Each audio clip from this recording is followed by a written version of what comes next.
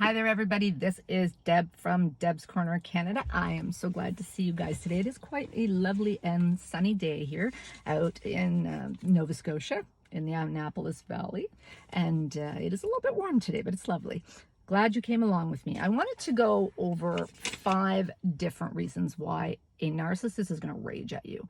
I think a lot of people internalize kind of this rage that's coming at them. And I wanted to just kind of clarify why those rages kind of affect them and for what reasons really all these rages are affecting them, right?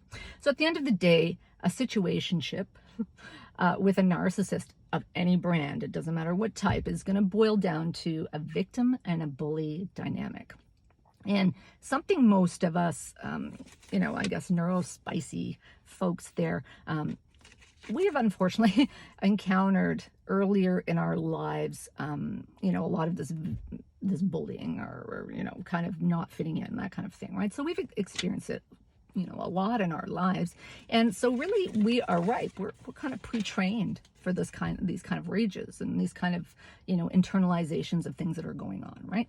So number one here is typically they're going to rage. It's going to be brought on by kind of calling them out pointedly on a toxic behavior. So you've done this needs to happen. This is when the whole tornado's coming down. It's coming down. So the goal here for them when they're raging, when this kind of thing is happening, right, is to use your emotions to pull out reactive abuse responses, right? For you to so that they can kind of let everybody know, well, hey, yeah, see, they're freaking out. And the victim is going to hear such drivel, I like to call it, as I have 2 here that I think are said a lot from what I've read and such, right? So one of them is, I'm tired of being accused of stuff I'm not doing. Blanket statement. And the other one would be, not this bull crap again, even though you've got proof it's looking at them, right? And so the goal here with them when they're freaking out in this particular scenario here is to play on the victim's fear of conflict. And, which if you're repeating constantly, like if somebody brings up something and you rage, somebody brings up something, you rage, so they're going to hesitate on the 50th time because you rage every time, right? So what they're doing really in this ridiculous scenario is, once this is repeated over and over and over again, right, it makes the victim associate any kind of questioning or any kind of a truth asking or information. It makes them associate any questions with denials, rage, things like that, right?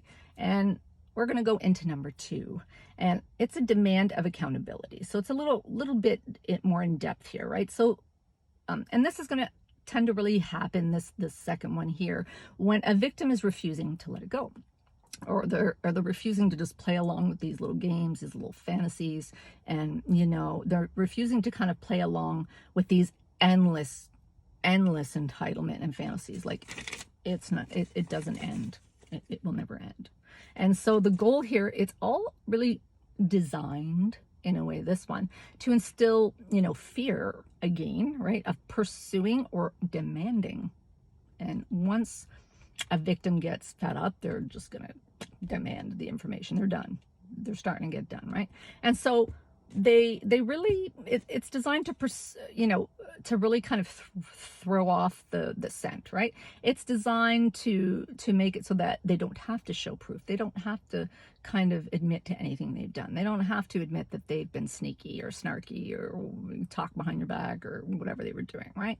And so anything that can really damage for them that public, very public perception, right? And possibly might even interfere with them getting future supply. Well, no, that's not going to happen. So the rage, she's a comment. So the accountability here is, it's kind of an unending and really exhaustive subject, right? So that never ever will resolve itself from very beginning to very end. It's not going to resolve itself whatsoever, right? And typically when that's really going to happen is when the victim is simply over it. They're over the consistent lies. They're over the crazy making behavior that's going on. And they're finally going to say, look, either there's going to be an explanation or XYZ. They're out.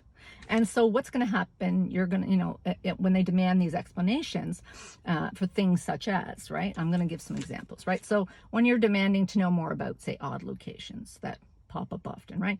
Or unexplained kind of work time disappearances, which increase, of course, over time, right? Or they're going to have very, very obvious lies that are going on that, of course, anybody's going to question, right?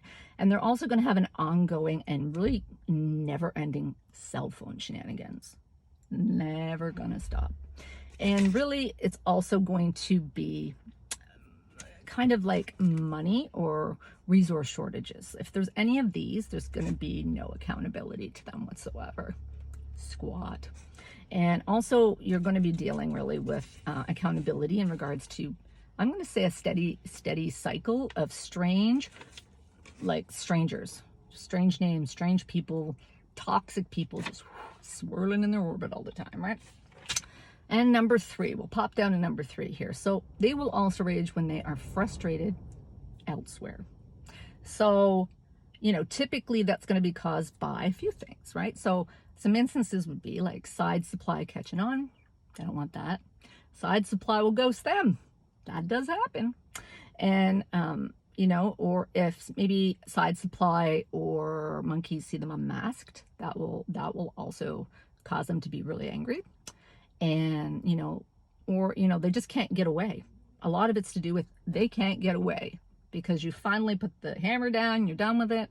You're not going to put up with all these, bizarre things going on anymore and these weird disappearances and you're just not doing it, right? So so they're mad because they just can't get to these dirty little side secrets. They can't get out when they want. They can't do what they want. So that's going to result in quite the rage. And it's going to really result again in them dumping or displacing it, dumping that toxicity on you to deal with, right? So they're really peeved at Mary Jane that never called them back, or Susie Sue that didn't answer the phone right away, or whatever their little deal is. They're mad at that. And so they're going to blame you because you are keeping them from what they want to do. That is end of it. And that's the bottom line. You're keeping them from the sneaky crap they want to do in the background. Once that happens, they're going to dump that onto you. They're going to do, the you guns are coming out. They're pointing at you. And so it's really, they also want you to absorb it. They want you to kind of take that internally to yourself as well. So I'm going to go into number 4. Number 4 being exposure. Whew, this is literally like throwing down a gauntlet to a dark triad or to a narcissistic person. It's like, I'm throwing down, like, the glove in cartoons where the guy slaps him with the glove, and that's when we're having a challenge, right? So this is literally like throwing down the gauntlet or slapping them with the glove. It's on like Donkey Kong. So this is going to include telling others in their little circles, and the monkeys in the various circles, and they have many, many circles that you don't know about. So they're going to tell others in their circles it's going to include if the victim goes to say, I don't know, Susie Sue, and says, oh, hey, have you noticed that, so-and-so is doing this, that, or the other thing, right? So they're finally starting to tell other people in the narcissist circle.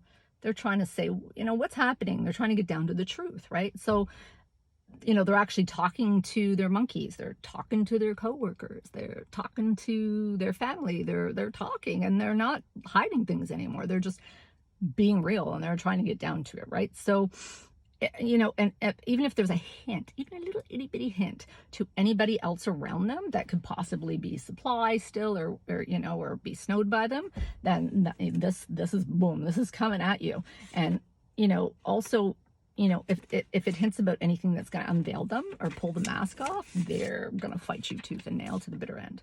So exposure is also going to crank up that smear campaign they like to run. So the smear campaign, it's going to give you some hits to your character, but really your character by this point in time is probably going to stand up for itself.